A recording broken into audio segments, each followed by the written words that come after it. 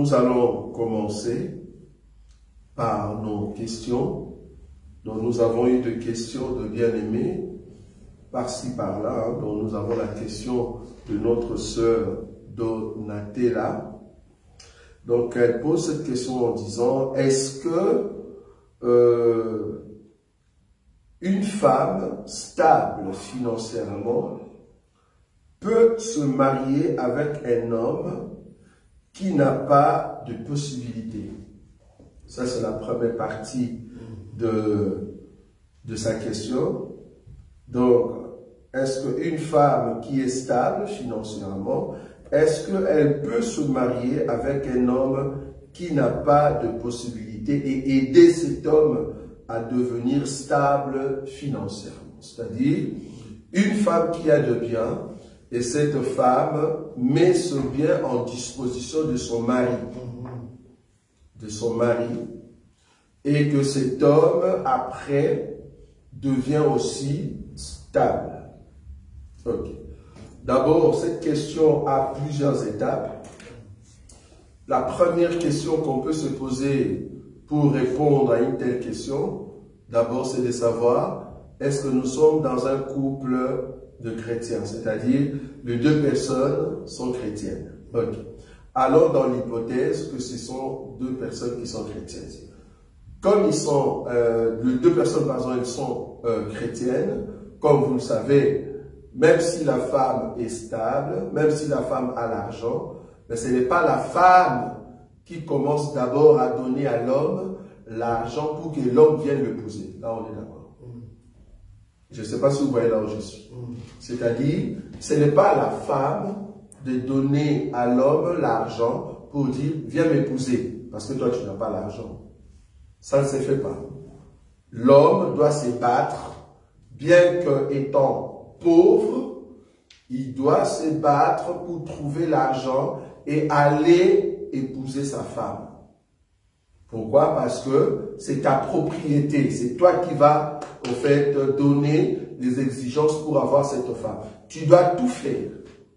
Même si tu es le plus pauvre dans le monde, ne dis pas à la femme, emprunte-moi l'argent, je t'épouse et je te remettrai après. Ça ne se fait pas. Dans le mariage, d'ailleurs nous à l'église, je suis vraiment désolé, si on est au courant de ça, nous allons dire au frère, tu ne l'as pas encore épousé. Elle sait t'épouser. Je ne sais pas si vous voyez ça. Oui. Donc c'est la femme qui sait t'épouser au fait. Parce que l'argent ne vient pas de toi. C'est l'homme qui doit avoir la sueur pour aller chercher l'argent et épouser cette femme, bien qu'étant pauvre. Bien qu'étant pauvre. Ok. Maintenant, comme tu as réussi à épouser ta femme, nous sommes dans un couple chrétienne, comme tu as réussi à épouser ta femme, maintenant, est-ce que la femme peut mettre ses biens pour que toi aussi tu deviennes stable? Mais oui. Pourquoi? Parce que dès lors que vous êtes mari et femme, ben, le bien vous appartient. Et ma pauvreté et ta richesse, nous venons mettre ensemble. Ça va? Nous venons mettre ensemble et regardons comment nous pouvons maintenant aller de l'avant. Si maintenant l'argent ou l'apport, voilà, l'apport de la femme dans ce couple est considérable, ok, il n'y a pas de souci, mais nous allons gérer, en fait, tous ces biens, parce que là, je deviens co-gérant de biens de ma femme. C'est-à-dire, nous allons gérer ensemble, et c'est comme ça que nous deux, nous allons épanouir. Donc, je peux épouser, bien sûr, un homme qui n'a pas l'argent, et cet homme devenir aussi stable. Oui, ça peut arriver. Parce que dès lors que l'homme t'épouse, tous les biens deviennent, en fait, le bien de la femme. Donc, ensemble. En tout cas, bibliquement parlant, nous ne voyons pas ce que l'ordre matrimonial d'aujourd'hui dit, par exemple, nous sommes mariés, mais, comment on dit ça? Séparation des biens. Nous sommes mariés, mais avec séparation des biens. Dans l'ordre, en tout cas, bibliquement parlant, je ne vois pas, parce que vous êtes devenus une seule personne.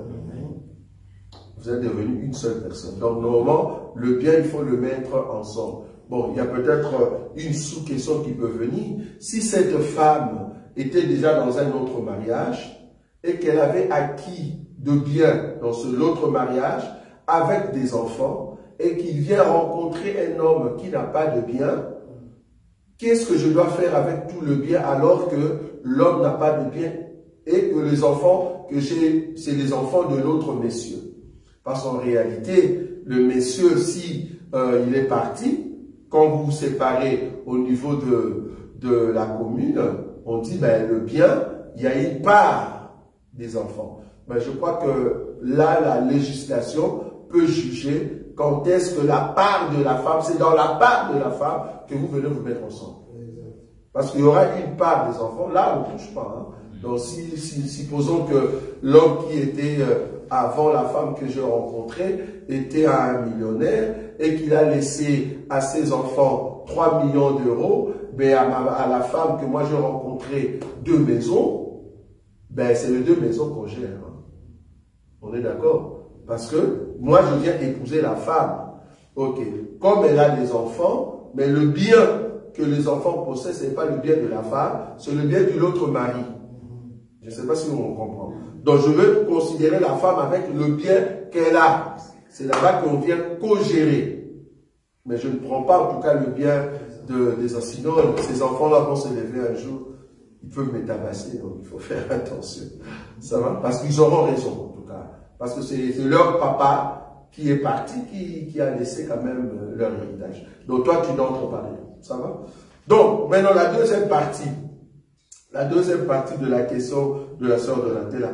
Maintenant, si cet homme que toi tu as aidé, donc c'est l'homme qui t'a épousé, ok, mais que tu as aidé et que l'homme est maintenant stable financièrement, mais après quelque temps, l'homme devient ingrat. L'homme ne reconnaît plus que c'est toi qui l'as aidé, il veut maintenant faire un peu le gros dos, alors que l'argent qu'il possède, c'est toi la femme qui l'a aidé, l'homme devient ingrat.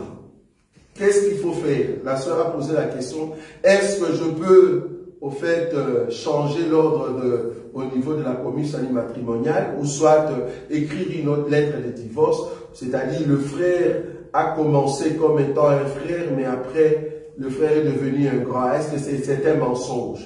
Comme on a dit la fois passée, hein? C'est-à-dire le mariage a été basé sur un mensonge. Je crois que l'ingratitude n'est pas en soi un péché. Allons comme ça. L'ingratitude en soi n'est pas un péché, c'est un comportement. On est d'accord? C'est-à-dire, je suis ingrat, ce n'est pas que c'est un péché parce que tu es ingrat. Non, c'est un comportement malséant. Il faut bien marteler les choses. Comme c'est un comportement malséant, or tout comportement malséant requiert en tout cas des conseils.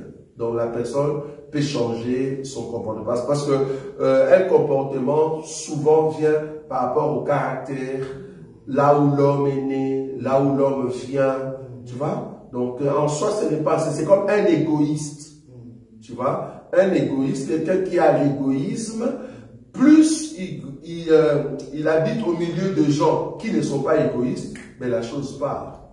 Ça va? Parce qu'il a acquis ça au niveau de la famille. Une personne qui n'aime pas partager le bien avec les autres, peut-être dans leur maison, la façon qu'on l'a éduqué, c'était chacun avec son bien.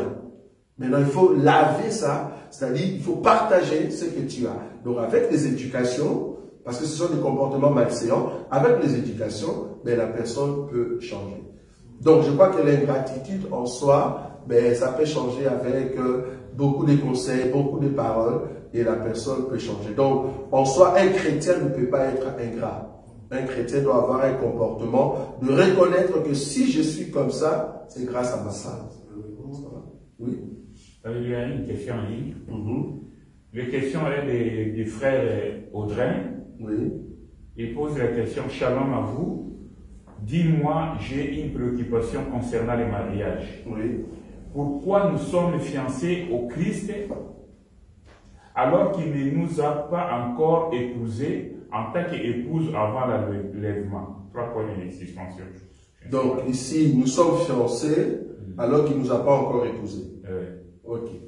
D'abord, quand Paul touche l'écriture de « Je vous ai fiancé à Christ », C'est parce que Paul voit le mariage qui se réalise. Normalement, on est d'accord que dès lors qu'on a payé la dot, on est d'accord. Or, Jésus a déjà payé la dot. On est d'accord. Mais la cérémonie n'a pas encore eu lieu. La cérémonie du mariage. Jusqu'à présent, qu'est-ce que nous attendons? L'enlèvement. Mais c'est quoi l'enlèvement? Mais la cérémonie du mariage. C'est la fête de danse. Hein. Donc, Paul, dans ces cadres-là, il voit encore que on est fiancé, mais en réalité, on est déjà marié. Parce que l'homme a déjà payé sa dot. L'homme a déjà payé sa dot. Mais non, dans la coutume juive, quand tu épouses une femme, normalement, tu dois l'amener chez soi. Chez toi. Tu dois avoir une maison. C'est ça que Jésus dit, ok, il est avantageux que je puisse m'en aller et préparer une place. Et comme ça, je viens prendre la femme. Donc, Paul considère encore comme une fiancée. Mais en réalité, nous sommes déjà mariés. Nous attendons que le l'époux vienne nous chercher dans la maison des parents pour nous amener dans sa maison. Remarquez. Isaac, on est parti épouser Rebecca. C'est Rebecca. On est parti épouser Rebecca. On a payé toute la dot. On est d'accord. Mais bien qu'on a payé toute la dot, la femme n'était pas encore dans la maison d'Isaac. La femme était encore chez ses parents. Il fallait ramener maintenant cette femme auprès d'Isaac qui va l'amener dans la maison de sa maman. Il faut que la maison de la maman soit prête.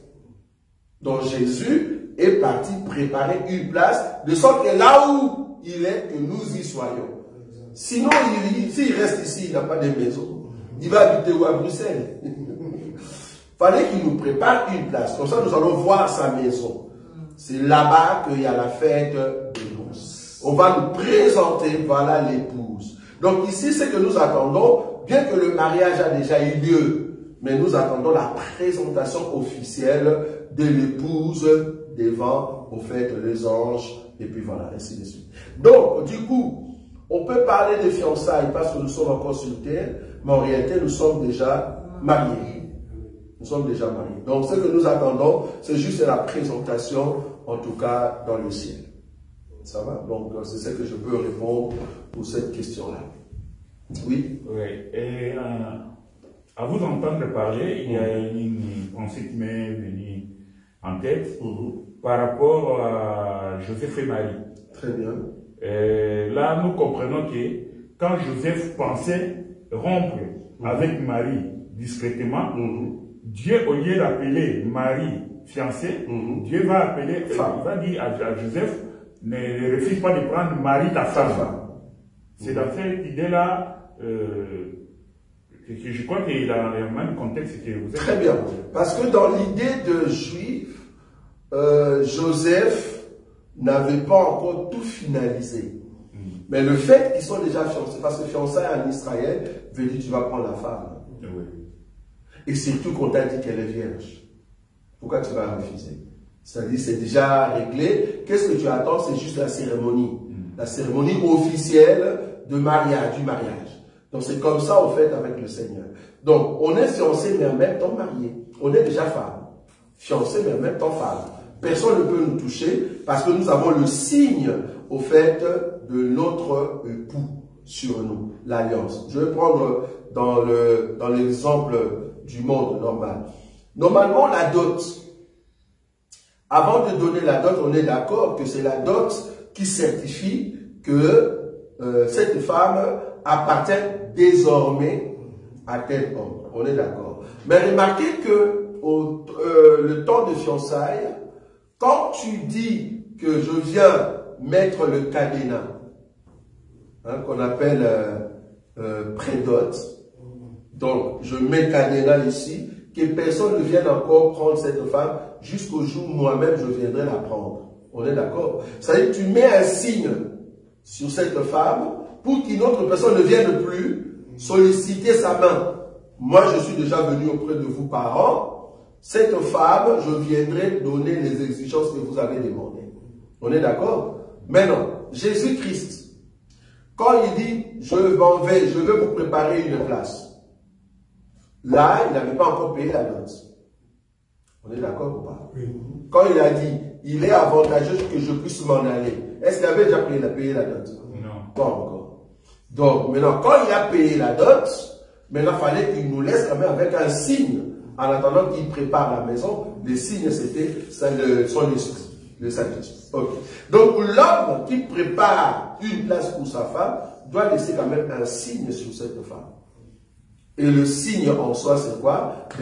Personne ne peut toucher encore cette femme vu qu'elle est déjà mariée. Donc nous, comme on est là, nous avons le signe du Saint-Esprit en nous qui prouve que Jésus-Christ, c'est lui qui viendra nous chercher. Donc c'est vraiment la même chose. Donc même Marie, comme elle était là, tout le monde savait que bien qu'on n'a pas encore fait cérémonie officielle, ben, c'est Joseph qui est son mari futur. Ça va? Voilà. Encore une question? Oui. J'aimerais savoir pourquoi c'est la femme qui doit garder le finance de la maison. Pourquoi la femme doit garder le finance de la maison, gérer le finance Ah, ok. Pourquoi est-ce que c'est la femme qui gère la maison? Ok, ben, c'est pas obligatoire. Hein. Je n'ai pas dit que obligatoirement c'est la femme. Je n'ai pas dit ça. Je crois que dans mes prêches, j'ai toujours dit, entre l'homme et la femme, c'est lui qui a le sens de gérer. C'est lui qui gère. Parce que nous avons aussi des femmes dépensières. Hein.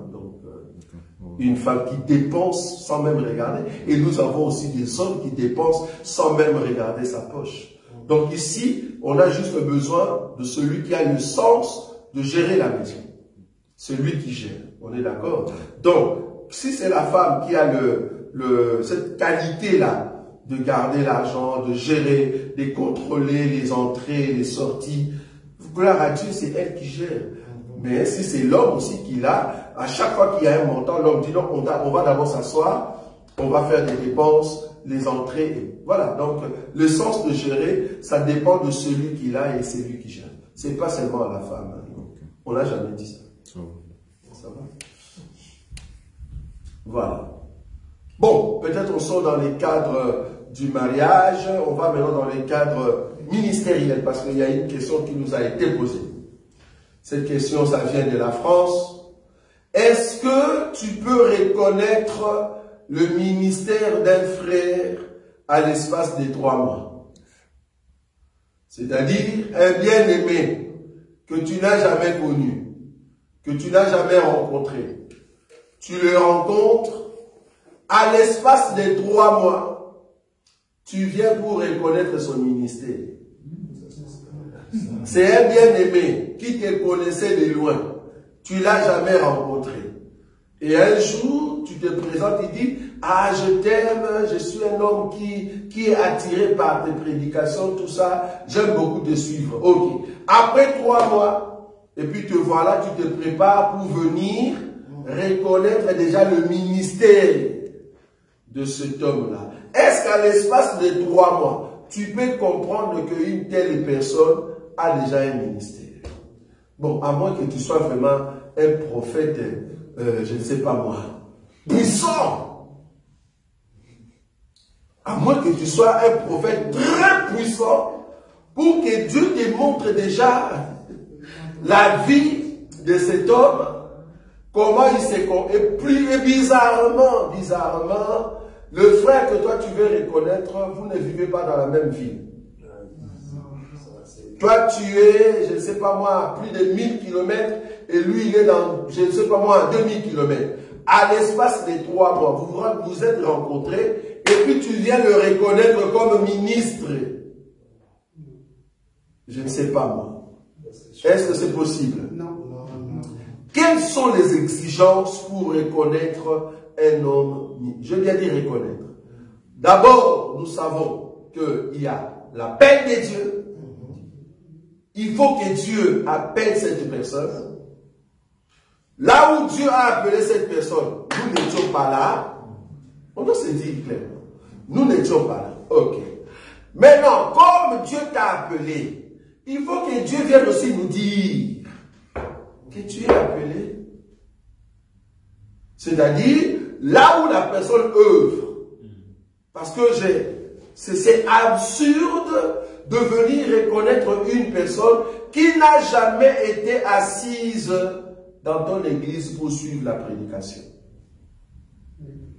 Normalement, tu dois être, en tout cas, fort pour reconnaître du coup que cet homme a un ministère. Tu dois être fort. Parce qu'à l'espace de 3 mois, attends, mais une personne peut venir et vous dire que je suis saint à l'espace de 3 mois. Tu ne sauras pas sa vie. Tu ne sais pas si c'est qu'il vit. Tu ne sais pas si la personne vit dans le débauche. Et plus grave encore, tu es loin. Vous voyez comment est-ce que les hommes peuvent entrer facilement dans ce que la Bible a interdit de ne pas imposer le main avec précipitation.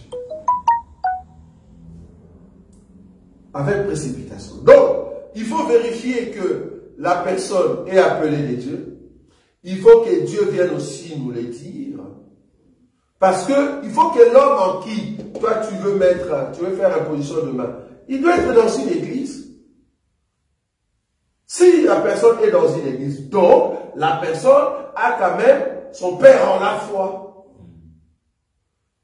Son père en la foi. Bon, aujourd'hui nous sommes dans un monde, comme on dit, génération Android, où les hommes suivent via TikTok, via WhatsApp, YouTube.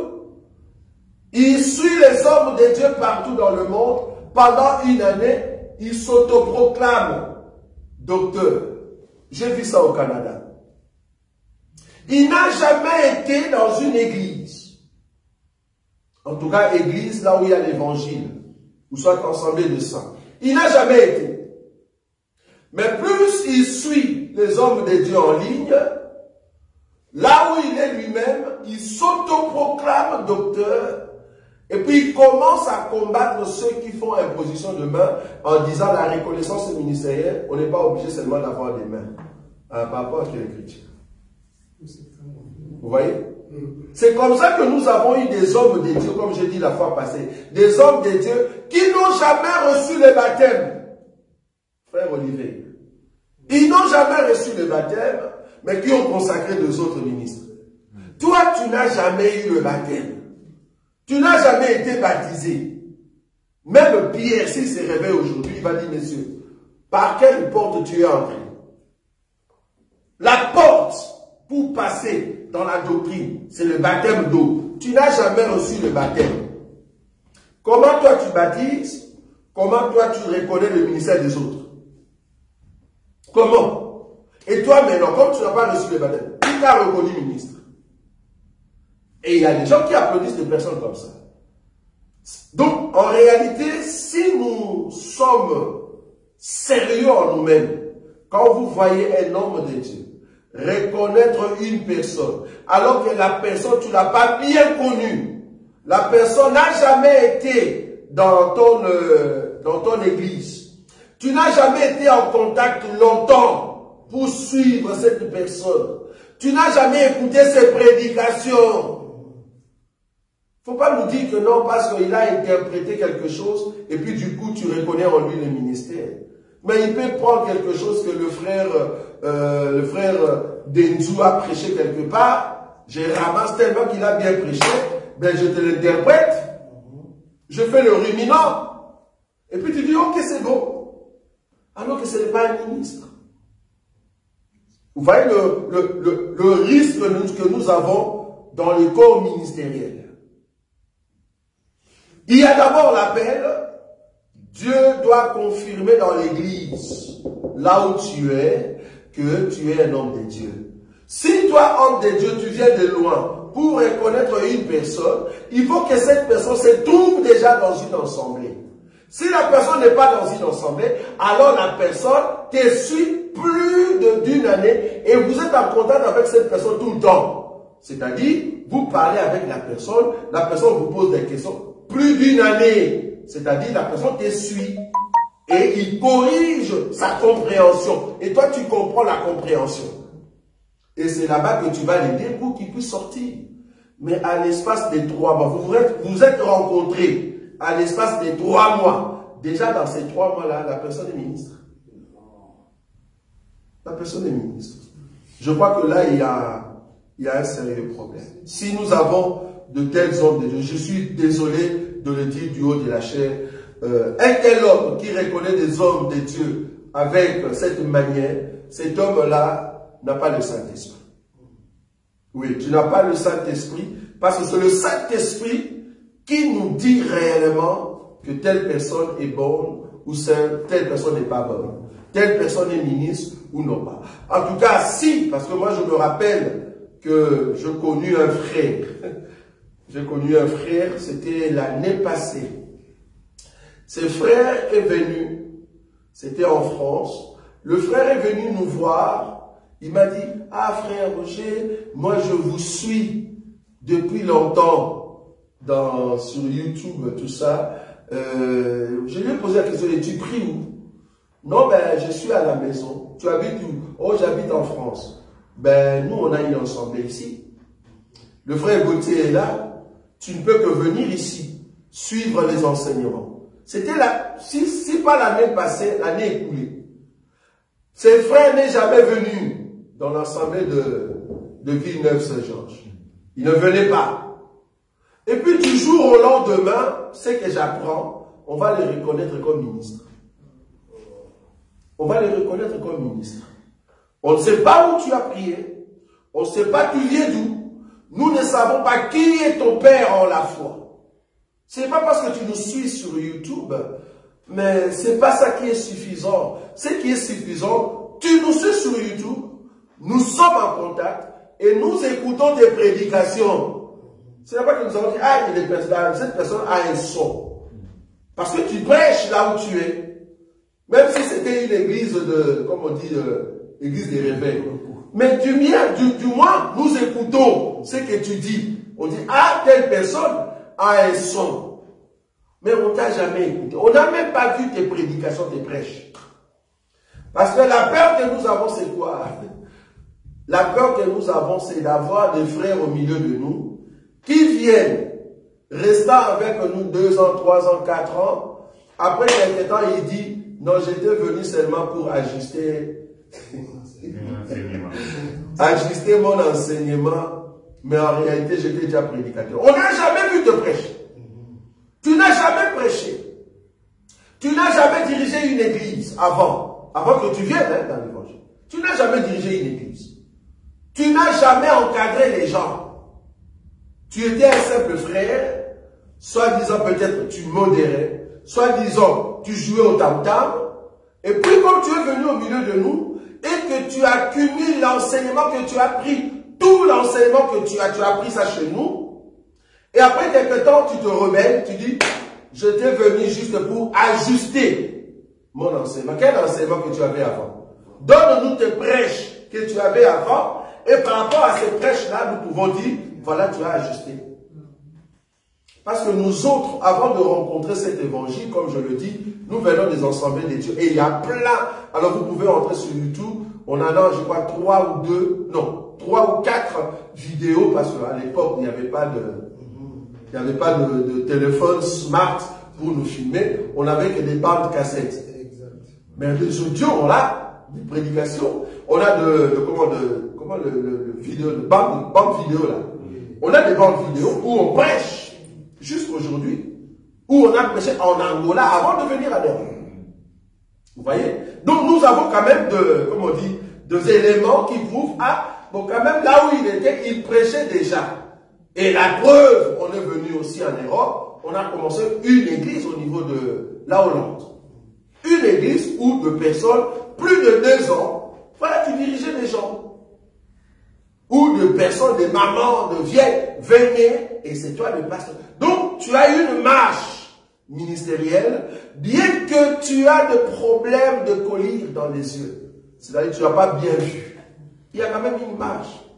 Mais toi, tu nous dis, tu viens ajuster l'enseignement. Nous n'avons jamais vu ne fût-ce qu'une prédication. Il y a un problème. Même là où tu étais, dans l'église où tu étais, soit disant tu es vrai. Est-ce qu'ils peuvent nous donner les témoignages? Non. Ça, moi je dis, c'est de telles personnes qui nous amènent de rebelles dans l'évangile. Et un homme de Dieu qui quitte loin pour venir élever une telle personne, moi je me dis que cet homme de Dieu n'a pas le Saint-Esprit. Parce que si tu as le Saint-Esprit, normalement tu dois vraiment comprendre que on n'a pas besoin de lever des hommes de Dieu comme des champignons. Bon, on comprend que c'est la cupidité aussi qui vous pousse à faire ça. Avant de reconnaître une personne, sois sûr que la personne a été appelée de Dieu, sois sûr que tu l'as écouté et que la personne a un son, sois sûr que la personne a l'éthique ministérielle. Bon, il y a beaucoup de choses, je n'aimerais pas ici donner l'enseignement comment reconnaître un homme de Dieu. Ça va? Oui? Oui, toujours les frères Audrey, il revient encore, il pose la question, il dit, pourquoi tant de différences entre les points doctrinaux dans certaines églises locales de l'évangile éternel, à savoir la doctrine du port des pantalons, la Sainte Seine, il voulait écrire, oui. C'est fait la nuit et non la journée, la dîme, ... Donc il y a beaucoup d'éléments. Je crois que ici, au sujet de points doctrinaux, dans les ensemblées, beaucoup d'ensemblées, pas seulement ensemblées de ça, on a beaucoup d'ensemblées. Je crois que le souci ici, c'est de se dire, est-ce que tel élément est doctrinal ou tel élément est comportemental? Très important. Le port du pantalon, est-ce que c'est doctrinal ou c'est comportemental ou, comme on dit, j'ai oublié le terme français, les habitudes et l'usage. Alors comme ça. Parce que nulle part dans la Bible, on a mentionné les pantalons. Non. Il n'y en a pas. Parce que la notion du pantalon, on est d'accord nous tous, que cette notion est venue des dieux. Comment? Quand Dieu a dit à Moïse que Moïse fait à Aaron des caleçons. Qui dit caleçon, Dieu a montré comment ce caleçon devait être. On a compris que les caleçons, c'était, il y a un pied qui entre et il y a l'autre pied qui rentre. Ça commence au niveau de genou jusqu'au niveau de rein. Ah, donc on comprend, c'était déjà la notion du pantalon. C'est-à-dire, les deux pieds entrent à l'intérieur. Alors qu'ils avaient des robes. On est d'accord? Ils avaient des robes. Ok. Maintenant, au fur du temps, nous voyons maintenant que l'habit, même au niveau de la Bible, une femme avait une robe qui était différente de l'homme. Alors que le Dieu, ça s'appelle robe. Ils sont d'accord. C'est ça, non, maman l'a dit. Voilà. Donc, la robe, bien que ça reste robe, mais il y a robe d'homme et robe de femme. Mais qu'est-ce qui diffère? La longueur ou c'est la couture? Répondez. C'est la couture, non? Il y a robe d'homme et robe de femme. Mais qu'est-ce qui diffère? Ah, donc c'est le couturier. Le problème, c'est le couturier. Donc ce n'est pas la longueur, ce n'est pas la forme, c'est le couturier. Donc si le couturier me dit que cette robe que tu vois, ce n'est pas pour homme, c'est pour femme, je respecte. Oui ou non? Oui. Mais si le couturier me dit non, c'est pour homme, tu peux le mettre. Je le mets et je ne pêche pas. Nous sommes d'accord? Oui. Donc du coup, la même robe peut avoir la couture d'homme et couture femme. La même jupe peut avoir la couture d'homme comme femme. Le même pantalon peut avoir, même tissu, hein, le même pantalon peut avoir, pantalon c'est le nom de la forme. Comme la robe. Robe c'est la forme. Pantalon c'est la forme. C'est-à-dire un habit où on peut mettre deux pieds à l'intérieur. La robe c'est ce qui vient moulant. Ça va? Mais dans cette robe qui vient là, les tissus qui viennent moulant sur le corps, il y a la partie, il y a la couture homme et la couture femme.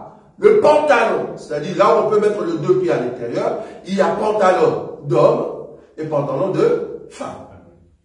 Nous étions partis plus loin dans ces débats Parce que ces gens-là, ils savent que s'ils affrontent telle personne, ils auront du mal pour sortir dans leurs pensées. Rentrons dans la Bible. Pantalon d'Aaron. Pantalon d'Aaron. Les pantalons que Dieu a dit qu'on puisse créer pour Aaron, qui commence de genoux jusqu'au rein. Montrez-moi quels sont les pantalons qui commencent au niveau de cou. Si tel est le cas, nous les hommes, on doit mettre les pantalons, je ne sais pas ici, non, jusque là. Normalement, c'est ça les pantalons. C'est-à-dire là, on peut mettre les deux pieds. Or, dans cette idée-là, Dieu l'a appelé caleçon, en d'autres termes, sous-vêtement. Remarquez qu'en Israël, à part le caleçon, qu'on en vient de le dire, il y a aussi ce qu'on appelle tunique. Tunique, c'est quoi? C'est un sous-vêtement. Un vêtement qu'on met à l'intérieur. Vous voyez? Comme un pyjama. Remarquez même au temps antique, pour mettre un habit comme nous aujourd'hui, on met un cinglet à l'intérieur et un sous-vêtement. Dans les temps de Jésus, il faut mettre une tunique à l'intérieur qui cache la nudité avec un caleçon. Ok. Si tu ne veux pas, c'est là-bas que nous venons pour le faire tomber par terre. Si tu ne veux pas qu'une femme, que ta femme ne mette pas les pantalons de femme, soit disant que les pantalons, je l'ai dit ici devant tout le monde, que les pantalons, c'est pour les hommes, je m'aurais te rappeler que même les caleçons des femmes, c'est pour les hommes, frère. L'idée, hein, ça vient d'Aaron. Il faut que nos mamans et nos femmes ne mettent pas de caleçons, frère. Il faut aller là-bas. Parce que là où on doit mettre les deux pieds à l'intérieur, c'est selon Aaron. C'est ça qu'on appelle pantalon. Donc on a commencé à rétrécir jusqu'à ce que ça devienne un sous-vêtement normal. C'est ça l'idée de caleçon. Donc du coup, si tu interdis aux femmes de mettre les caleçons, le pantalon, tu leur dis de ne pas mettre les caleçons, frère. Si tu es juste normalement, tu vas voir que ça ne va pas collaborer. Parce que nous avons des caleçons pour femmes et des caleçons pour hommes. Le problème avec l'habit en soi, il y a deux parties. Il y a des hommes et des femmes. Le problème de la Bible n'est même pas ce qui est des femmes, toi homme, tu le mets. Là, on est d'accord dans la doctrine, frère. Et là, beaucoup n'en veulent pas. Ils disent, ah non, les femmes, quand ils mettent des pantalons, on voit leur forme. Ou même les hommes. Pas seulement les femmes, même les hommes. Nous avons aussi les hommes qui sont mal habillés, pantalons slim. Il y en a aussi. Et une femme qui met des pantalons serrés, tout ça, ce n'est pas, le problème, ce n'est pas les pantalons. Le problème, c'est 1 Timothée, chapitre 2, 8 à 9. C'est une question de la pudeur. La doctrine, là-bas, c'est la pudeur. Dis à la sœur d'être pudeur. Ce n'est pas le pantalon qui fait que tu puisses tomber. Parce qu'elle peut mettre aussi la robe, tu tombes. Elle peut mettre aussi la robe, mais tu tombes. Elle peut être en paille, tu tombes. Elle peut être en jupe, mais parce que la jupe a serré, tu tombes. Donc le problème, ce n'est pas la jupe, ce n'est pas le pantalon, ce n'est pas le pagne, ce n'est pas la robe, non. Le problème, c'est le couturier. Si le couturier l'a créé trop serré, c'est un problème. Si le couturier l'a créé pour femme et que toi, l'homme, tu le mets, c'est un problème. Donc, c'est la couture. C'est ça qui est important. Donc, du coup, dans tel débat, nous tous, nous rentrons dans la couture. C'est là-bas que nous étions partis pour montrer quel est l'habit que Dieu a créé pour Adam et Ève. Quel était l'habit que Dieu a créé pour Adam et Ève? Adam avait quel habit et Ève avait quel habit? On a compris qu'au départ, c'était des robes. C'était des robes. Donc, la notion du pantalon est venue avec Aaron. Ça va? Ça va oui. ou pas? Voilà. Donc, pour le point doctrinal, le problème est que chacun de nous, si tu veux rester dans la parole, ne sois pas trop spirituel. Tu penses que ce que tu dis là est mieux. Par exemple, ceux qui disent il ne faut pas mettre les pantalons, je m'aurais déjà leur dit que dans vos églises, une sœur ne peut pas faire le service militaire. Dans vos églises, une sœur ne peut pas être chauffeur de bus. Dans vos églises, une sœur ne peut pas travailler à l'hôpital. Parce qu'à l'hôpital, il faut mettre les pantalons. Dans vos sœurs, éviter qu'elle puisse travailler à l'hôpital. Donc là, vous limitez toutes ces sœurs-là dans des services. Et souvent, de telles pensées viennent seulement ceux qui sont dans un coin où ils ne voient pas le monde dans sa grandeur. Tu vois? Vous êtes limité dans un coin. C'est là-bas que vous pensez comme ça. Venez ici, essayez un peu de voyager.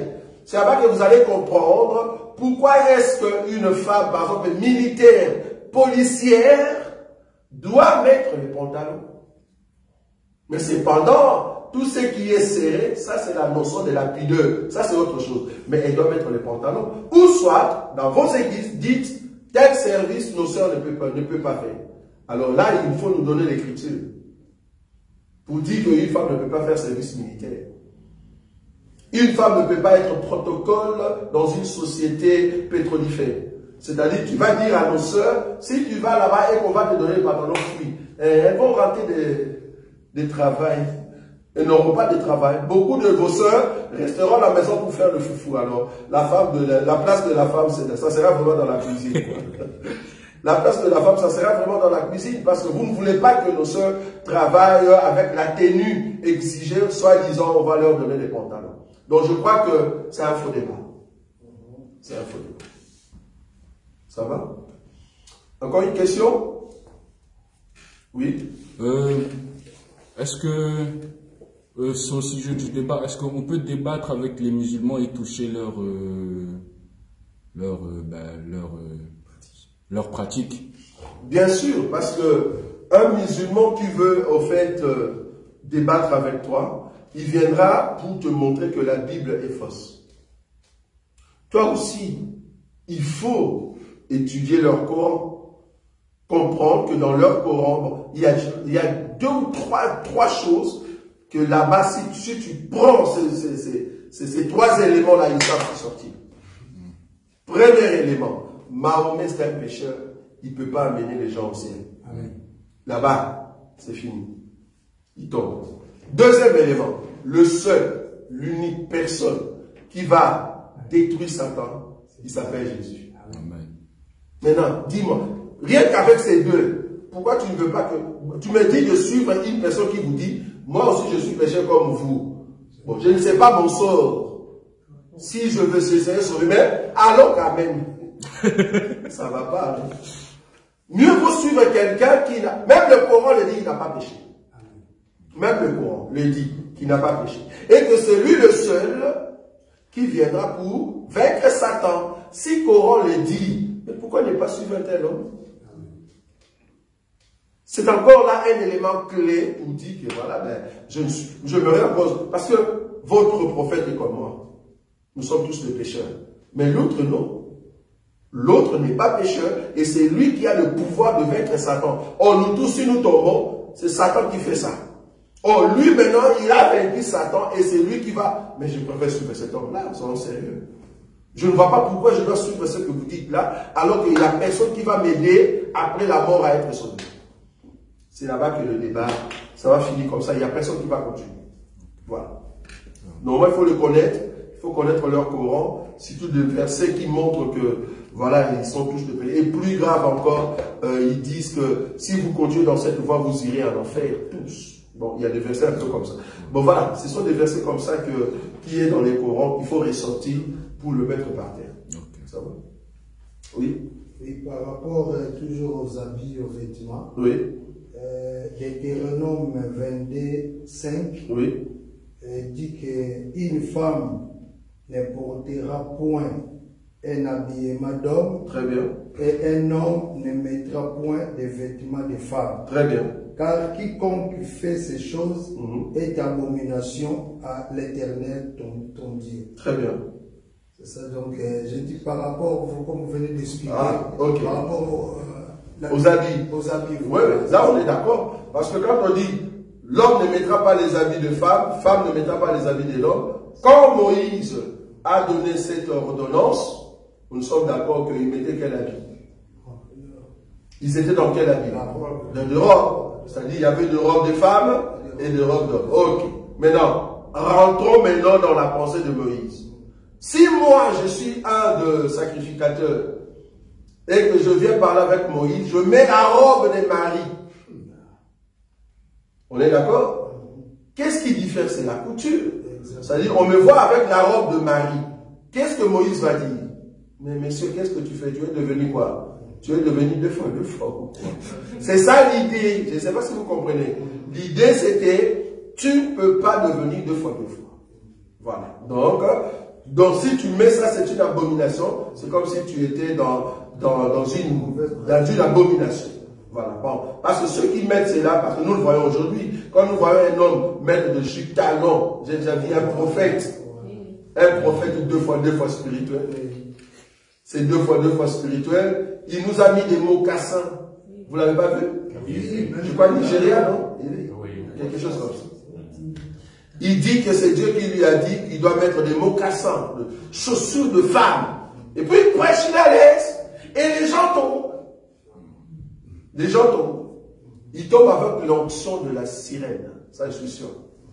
Ça va pas. La Bible nous interdit de faire ça.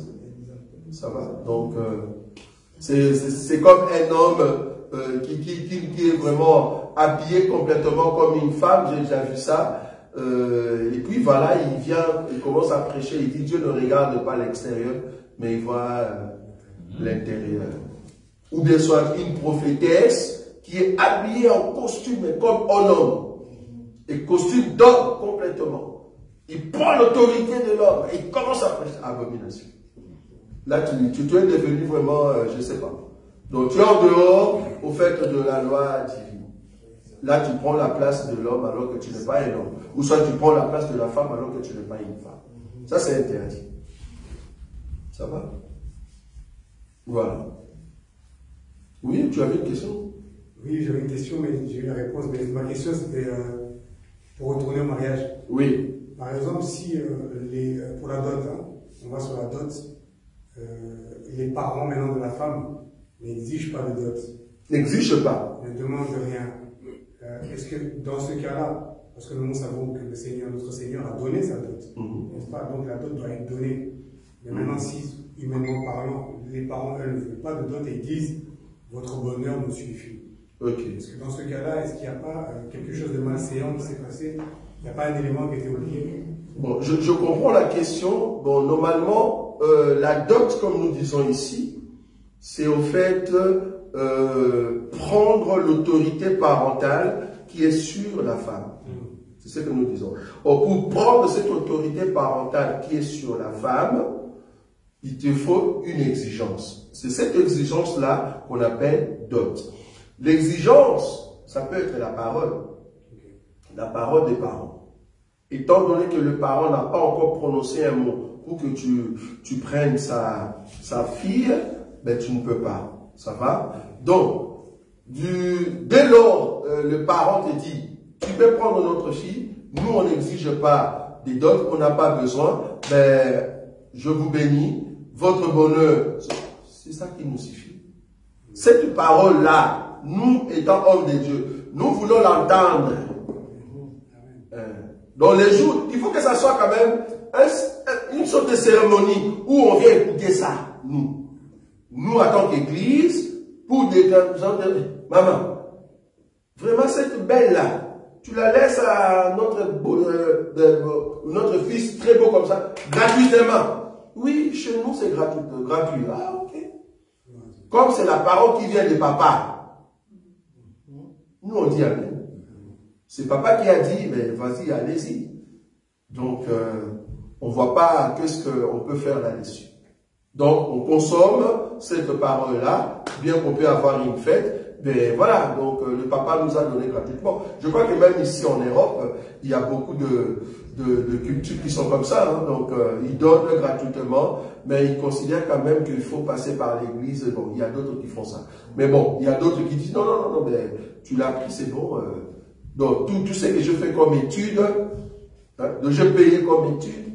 Bon, si je peux calculer, ça peut aller dans de 75 000 €, mais gratuitement, tu peux... Là. Ah, gloire à Dieu, je prends. Mais pas chez nous au Congo, frère. Si tu viens chez nous, la facture, il faut mettre ça sur la liste. Donc, bon, pas tout, mais quand même, il faut qu'il y ait un signe de reconnaissance que tu as pris quand même l'enfant d'autre. Ça va? Oui. Oui. Toujours les frères Audrin. Il vient encore avec une autre question en disant, dans un mariage coutumier chrétien, très bien. Qu'est-ce que le frère ou la sœur en Christ qui se marient à la coutume peuvent être habillés en tenue traditionnelle? Même en feuille de mangue, même en tissu de tapis, même s'ils sont habillés dans leurs habits normaux, ça c'est dans les cadres organisationnels. Ça n'a rien à voir. Même dans le mariage, le voile, tout ça, c'est pas biblique. Ça, c'est dans les cadres organisationnels. Organisationnel, c'est-à-dire, vous vous dites, ok, toi et moi, nous serons en uniforme. Ça, c'est tout. Bon, tu viens seulement en polo de Barça. Bon, on vient, il n'y a pas de souci. Bon, c'est pas que j'aime Barcelone, mais bon. Tu viens seulement en polo de Barça. Mais toi, tu mets Madrid, comme ça, on voit la guerre entre nous deux. Toi, tu mets Madrid, moi, ça vous regarde, frère. Il n'y a personne qui viendra vous dire pourquoi dans votre mariage vous étiez en tenue de Barça et Madrid, rien de Madrid. Non, on voulait juste attirer les Madrilènes, tu vois. Les gens qui aiment Madrid et Barça pour qu'ils viennent dans notre fête. Donc, tout ce qui est tenue vestimentaire, c'est dans les cadres organisationnels. Donc, ça ne regarde pas la doctrine, rien de voir. Ça va? Vous pouvez être arraché à tout ce que vous voulez, c'est dans les cadres organisationnels. Il n'y a pas d'exigence. Oui, mais par rapport à sa première question, vous avez touché c'était quoi, le mariage, vous avez touché l'habillement, vous avez oublié de toucher la dîme, parce qu'il a posé. Oui, bon, la dîme normalement, je crois que beaucoup de nos bien-aimés, surtout des assemblées de saints, excusez-moi, surtout ceux qui sont au Congo, parce que cette influence vient plutôt de ceux qui sont au Congo.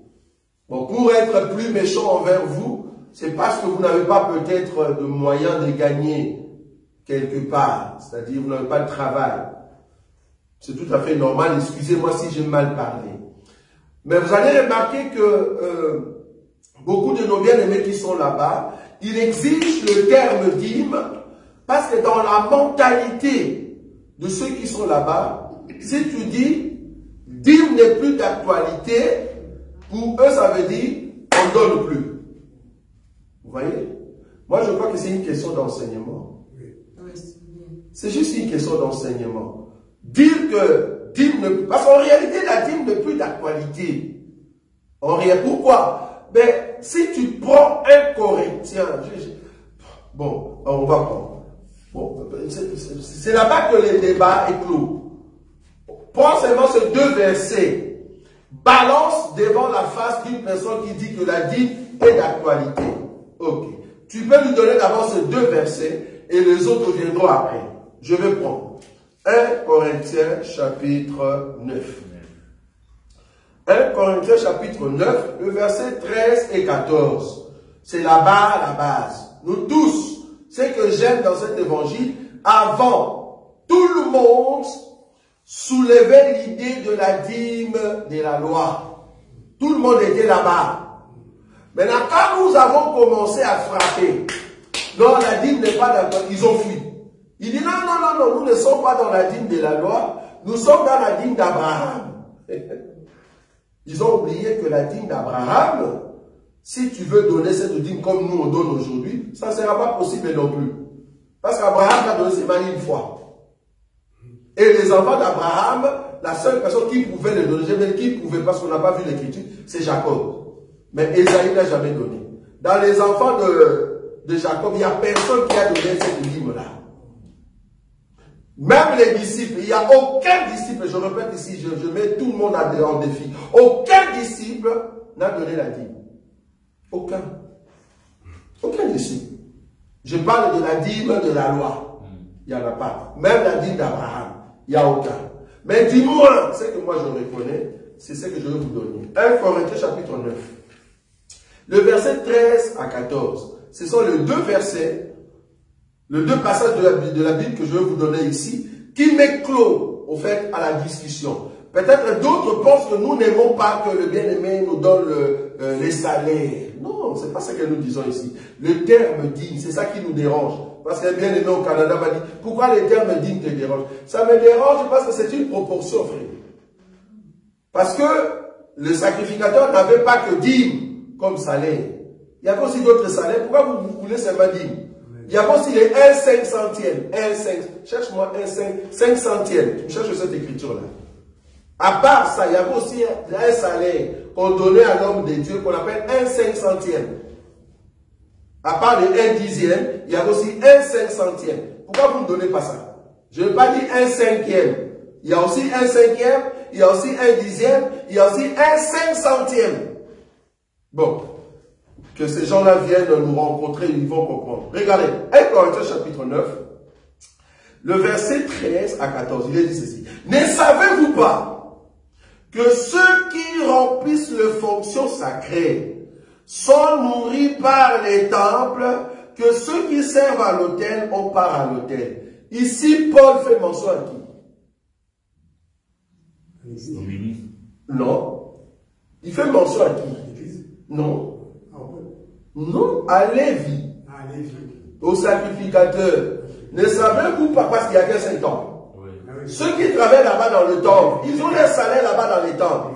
Bon, ok, leur salaire c'était quoi? C'est la dîme. Maintenant, toi, Paul, tu peux vraiment aller dans les temples et exiger la dîme. Toi, Paul, tu ne peux pas. Tu n'es pas sacrificateur là-bas. Tu n'es pas Lévi reconnu là-bas qui doit avoir la dîme. Mais Paul a pris cette écriture pour dire qu'ils ont un salaire là-bas. Dans leur salaire, il y a des proportions de 1/10e et tout ça. Nous aussi. Ah, mais comprends quand même les Français, frère. Il fait ce qu'on appelle le parallélisme.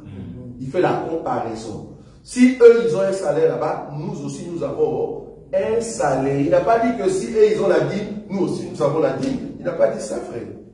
Si eux aussi mangent là-bas, nous aussi nous mangeons. C'est pour ça qu'il dit maintenant dans les 14. De même aussi, le Seigneur a ordonné à ceux qui annoncent l'évangile de vivre de quoi? L'évangile. Donc il fait la comparaison que si eux, ils mangent dans les temples, nous aussi, de l'évangile, nous mangeons. Maintenant la question c'est de savoir, si eux ils mangent de 1/500e, est-ce que tu as trouvé l'écriture? C'est dans l'Ancienne Alliance. Oui, je suis en train de chercher. Je viens vers vous. Tu fais ça en 500e. Hein? 500e, ça va? Donc ici, combien 1 sur 500? Si eux, ils ont la dîme là-bas, ils ont de montants ou des épaules, mais nous aussi, dans l'évangile, le Seigneur Jésus a ordonné que nous puissions manger de quoi? De l'évangile. La question, c'est de savoir où est-ce que le Seigneur Jésus a ordonné ça? Parce que c'est Paul qui a dit non. Paul a dit que le Seigneur a ordonné, c'est un ordre, que nous devons aussi manger de l'évangile. On est d'accord? Ok, où est-ce que le Seigneur a ordonné cela? Dans l'évangile. C'est dans Luc. C'est là-bas que le Seigneur a ordonné. Luc chapitre 10, le verset 7 à 8. C'est comme ça qu'il faut lire, il faut chercher où est-ce que le Seigneur a ordonné pour que nous qui travaillons dans l'évangile, que nous puissions manger de l'évangile. Ok, Luc chapitre 10, c'est comme ça qu'il faut lire l'écriture. Luc chapitre 10, le verset 7 à 8. Demeurez, bon, je peux commencer au-dessus, le verset 5. Dans quelques maisons, que vous y entriez, dites d'abord que la paix soit avec cette maison. Ils sont dans les cadres de l'évangélisation, non? Ils évangélisent. Ils font l'évangélisation. Ok. Et s'il se trouve là un enfant de paix, votre paix reposera sur lui. Sinon, elle reviendra à vous. Ça, c'est Jésus qui parle. 7. Demeurez dans cette maison-là, mangeant et buvant ce qu'on vous donnera, car l'ouvrier mérite quoi? Donc, ce qu'on vous donne à boire, à manger, c'est ça votre salaire. Donc, si eux, ils mangent dans les temples, nous, on mange dans l'évangélisation. Quand nous prêchons, le peuple de Dieu, ils ont reçu la paix, ils ramènent à boire et à manger, et nous, on mange. Mais ce n'est pas la notion de la dîme. La notion du salaire, nous disons oui, nous avons un salaire. Mais est-ce que ce salaire est proportionnel à la dîme? Non. Donc, du coup, notre salaire, ce n'est pas la dîme. C'est clair comme de l'eau. À moins que tu sois seulement méchant. Pour t'acharner sur le mot dîme. Le mot dîme veut dire 1/10. Quelqu'un m'a dit, non, enlève le terme 1/10. J'ai dit, frère, comment tu peux séparer 1 centime avec 100? 1 centième. Comment tu peux séparer 1 centième avec le chiffre 100? Comment? Quand on dit 1/2, comment tu peux enlever le terme 2? Parce que 1/2, c'est-à-dire on a séparé en 2. Quand on dit 1/10, c'est-à-dire il y a le terme dîme est lié au 1/10. Tu ne peux pas enlever ce mot-là. Maintenant, si tu dis que nous aujourd'hui, nous pouvons percevoir en fait la dîme, c'est-à-dire notre salaire est proportionnel à 1/10. Mais tu n'as pas une écriture, frère, dans la chrétienté.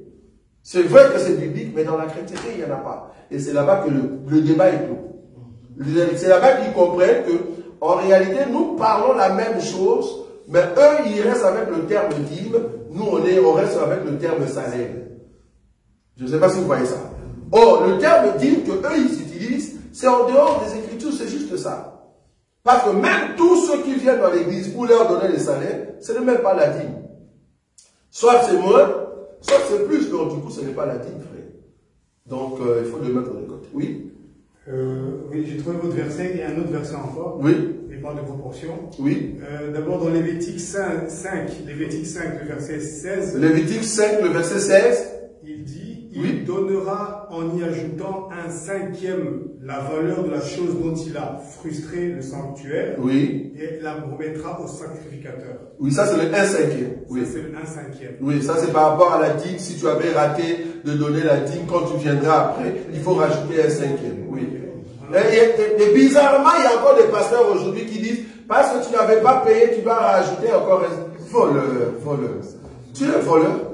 Donc tu demandes à ces peuples, donc tu es dans la loi. Tu es dans la loi de Moïse. Donc comme j'avais raté de te donner la dîme, je dois rajouter les 1/5.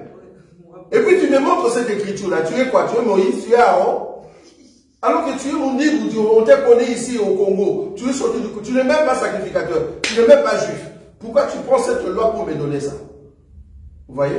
Oui, il y a encore une autre écriture, 1/500. Il y a une deuxième écriture maintenant qui nous parle du centième. C'est dans Néhémie 5, le verset 11. Ça c'est centième, oui, dit. Il dit, rendez-leur donc aujourd'hui leurs champs, Oui. leurs vignes, leurs oliviers et leurs maisons, Oui. et le centième de l'argent, du blé, du mou et de l'huile que vous avez exigé d'eux comme intérêt. Oui, ça c'est le centième. Mais il y a 500, c'est-à-dire 1 sur 500. Dans les termes, parce que là, ça parle de butin. C'est-à-dire quand tu vas à la guerre et que tu as pris le butin, tu viendras avec ce butin, tu vas enlever le 1/500. Donc tu prends le butin, tu divises par 500 et tu prends le 1/500, tu donnes au sacrificateur. 1/500. C'est aussi un salaire. Donc du coup, on ne peut pas rester dans la proportion que Dieu a donnée à Lévi. Même Jésus ne nous a pas donné la proportion. Il nous a dit, c'est qu'on vous donne, prenez-le, parce que c'est votre salaire. L'ouvrier mérite son salaire. Prenez ce qu'on vous donne. Donc si tu viens chez moi et que j'ai 100 costumes, je te donne 3, ce n'est pas la dîme, frère. Soyons sérieux. Ce n'est pas la dîme. Je te donne 3 parce que je veux te donner 3. Si je ne te donne pas, mais parce que je vends, je suis un vendeur, je ne suis pas obligé de te donner.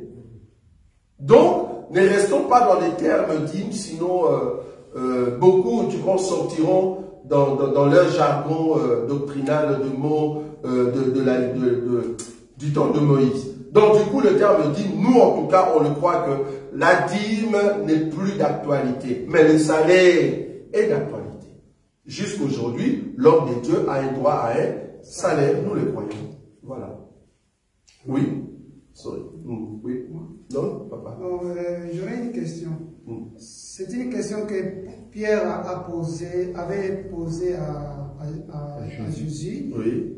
Et Pierre dira, que serait de nous qui avons abandonné nos maisons, nos enfants, nos femmes, nos familles, donc tout ce qu'ils avaient, ils avaient abandonné à cause de Jésus. Oui. Alors Jésus dira, vous aurez la Au maison, tout ce que vous avez abandonné, vous en aurez au centuple. Mais la vie éternelle, dans les siècles à venir. Oui. Alors ce qui me paraît ambivalent. Non, on va lire l'écriture. Oui, pour qu'on soit sûr. Sinon, on va tâtonner. On va chercher cette écriture-là. On va chercher cette écriture. Que je termine d'abord là. Oui, vas-y, la question. Alors que dans Jean 1, 5, verset 12. 1 Jean 5, 12. 1 Jean 5, 12, oui. Il est écrit que celui qui a le Fils a la vie. Très bien. Alors ici, pourquoi Jésus dit vous aurez la vie, c'est-à-dire vous aurez la vie dans les siècles à venir. C'est ça qui me paraît très bien. Je crois que, c'est pour ça que je dis on va d'abord lire les alors que la vie éternelle s'acquiert quand on accepte la parole, bien l'enseignement, on a déjà la vie. Mais ça, il faut, je ne sais pas si cela dépend des traducteurs. Non, même pas. Je crois que quand Jésus parlait avec Pierre, tu es d'accord avec moi que Pierre était encore un inconverti. Il n'était pas encore converti. La vie éternelle, c'est que, je crois selon Jean, la vie éternelle, c'est qu'il croit, toi, le véritable Dieu, et c'est lui que tu as envoyé. Ok. Quand est-ce que les disciples ont cru? Ils ont cru par l'enseignement. Mais il fallait que cet enseignement soit rappelé par le Saint-Esprit. Dès que le Saint-Esprit est venu faire le saut dans leur vie, là, ils ont la vie éternelle. On est d'accord. Maintenant, en ce qui concerne au centuple, on peut prendre cette écriture-là. Tu dois trouver? Au centuple, là où Jésus parle au centuple dans les évangiles. Combien? Marc chapitre combien? Verset 10. Marc 10, on va lire. Marc 10. À partir du 28e verset. 28. Pierre s'est mis à lui dire, voici, nous avons tout quitté et nous t'avons suivi.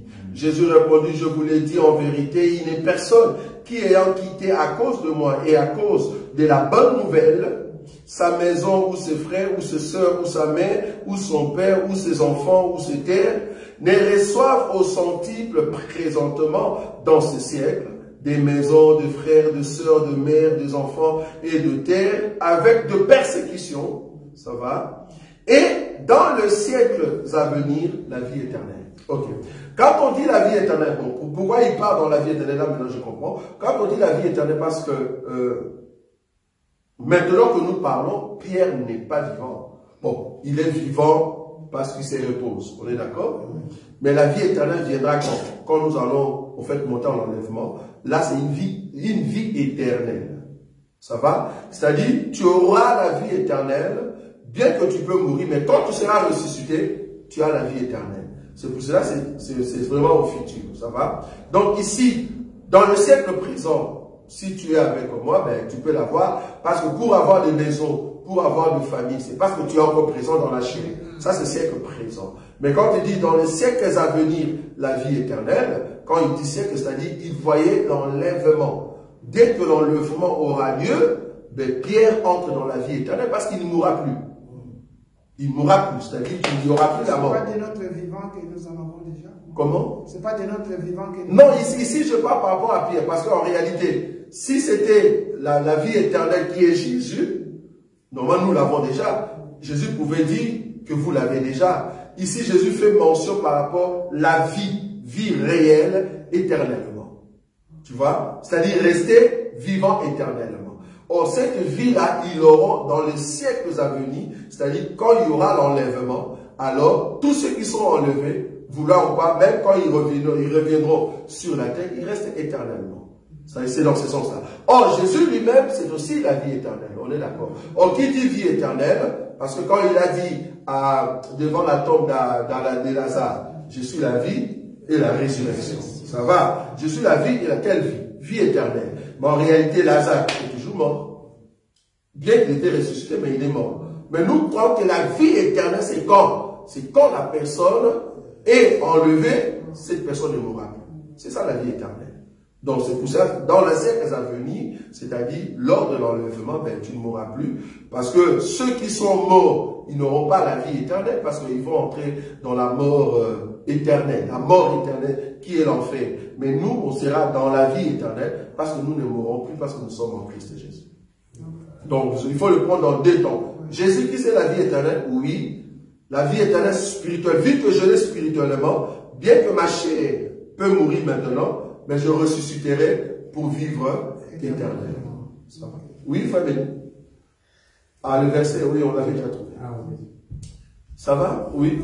Je reviens sur la dîme. Certains utiliseront peut-être le verset Malachie 3:10. Oui. Pour dire que apporte à la maison du trésor toutes les dîmes afin qu'il y ait de la nourriture dans ma maison, etc. Très bien. Apporter à la maison du trésor.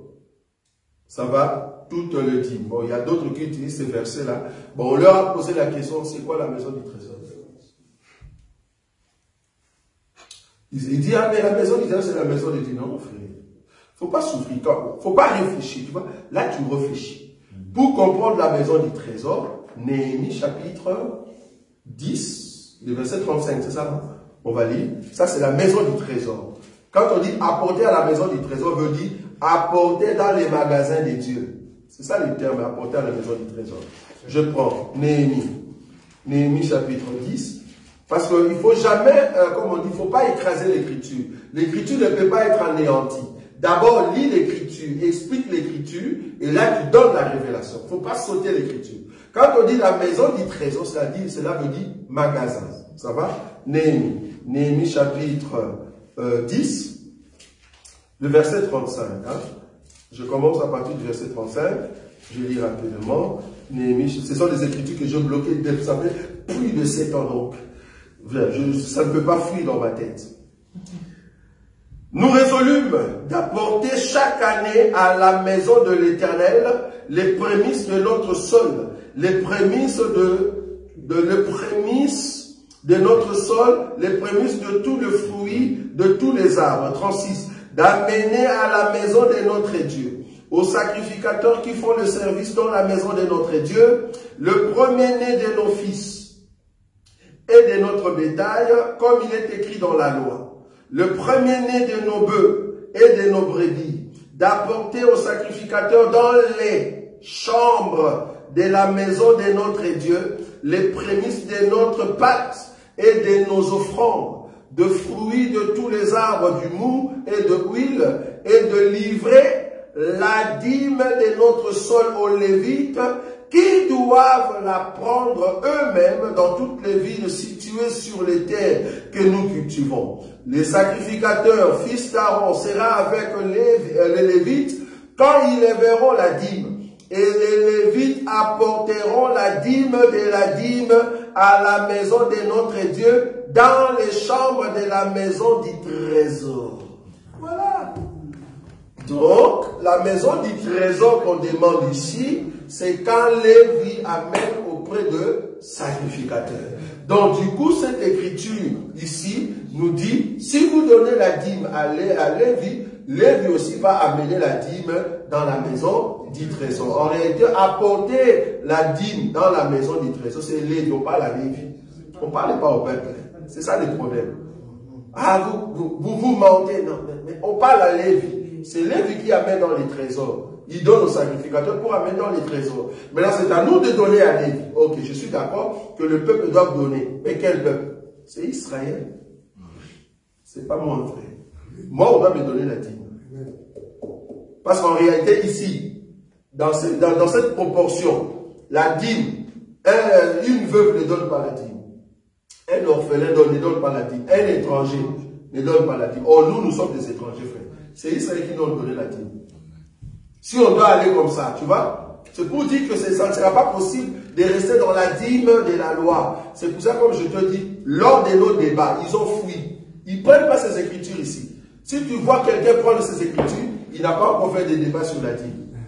Parce que ceux qui font maintenant avec nous des débats, ils ne prennent pas la dîme de la loi, non. Ils vont chez Abraham. Il dit, comme Abraham, c'est le père de la foi, et que nous avons la foi en Abraham, nous devons faire les œuvres de notre Père. Tu vois? Oh, les œuvres de notre Père, il a fait combien de fois? Tu vois, ce sont des questions comme ça. Je veux bien faire les œuvres de mon Père. Il a fait combien de fois? Si je dois faire les œuvres de mon Père, oh, Jésus-Christ est plus que mon Père. Abraham. Les disciples sont en dessous d'Abraham. Quel est le disciple qui a donné la dîme comme Abraham? Tu vois, ce sont des versets comme ça où il tombe. Au lieu de souffrir, nous reconnaissons que l'homme de Dieu doit manger. Nous reconnaissons. Il a droit à un salaire, oui. Il faut qu'il soit payé, oui. Mais ce salaire-là n'est pas la dîme. Ce salaire n'est pas la proportion de la dîme. Dîme veut dire la mesure. La quantité que tu lui donnes la dîme. Non. C'est ce que nous disons, non. C'est que toi, tu vas donner à l'homme de Dieu. Quand tu viens dans l'église, ce n'est pas cette quantité de la dîme aujourd'hui. Non. C'est en Israël, ce n'est pas ici. C'est ça le problème. Ça va? Et voilà, nous avons terminé aujourd'hui. Que Dieu vous bénisse.